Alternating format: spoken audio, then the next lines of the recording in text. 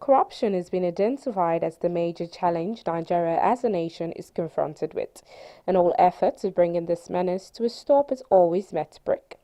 It is against this backdrop that this event was organized to analyze its challenges. In his address, the keynote speaker, who is the chairman Presidential Advisory Committee Against Corruption, wants judges to do more in addressing this menace. Judges are different from the rest of society. Judges must not abandon their high pedestal to come and dwell with the rest of society. They are judges. There was a time when I was younger that you could not see a judge in any party. You met him nowhere, only in the court. You hardly saw him. He stayed at home. He did not want to mix. He did not want to be friendly with anybody. He did not want to be influenced by anyone. They were respected then. Now judges will dance owambe and behave like the ordinary Nigerian. But they are not, because their responsibilities are too special for them to behave like the rest of us. Society is doomed if judges behave like the rest of us. For this lawmaker, he believes the anti-graft agencies are trying but wants them to do more.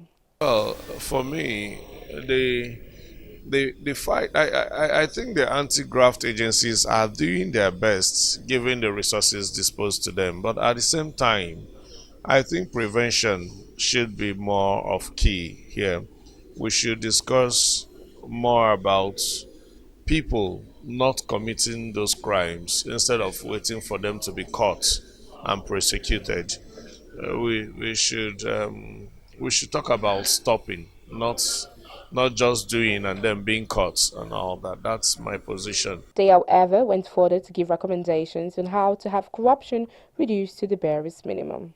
What we need to do, both state actors and non-state actors, is to actually make act of corruption unproductive. We make act of corruption unattractive. We have to disincentivize act of corruption by actually getting people to start rising up and also to start mobilizing against individuals who have stolen our commonwealth. I think it's all about changing our orientation. It's all about deciding to say enough is enough. It starts from you and I. We've all gotten conscience and we all know when we're doing the wrong things. And I believe if we choose to turn a new leaf.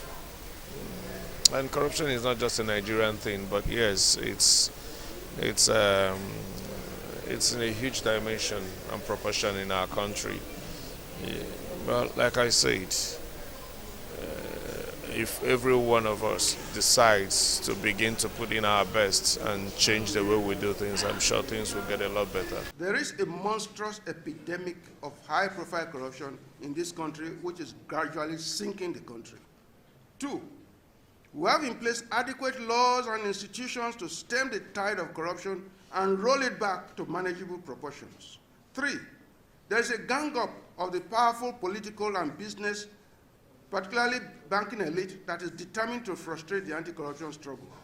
4, the judiciary, which has to play a critical and indispensable role in this vital existential, I repeat, existential endeavor, appears to have turned its back on it, allowing the purveyors of mind-blowing and earth-shaking corruption to thumb their noses at the nation. 5, the federal government, particularly the president and the vice president, who were elected into office principally to eliminate corruption, must go back to the drawing board, search and scan the Constitution and other laws to draw the requisite and irresistible power to deal firmly with this terrible scourge of our times. Otherwise, figuratively, we're all dead. It is hoped that if these recommendations are strictly adhered to by relevant stakeholders, the challenge of graft will very soon be a thing of the past in this project called Nigeria.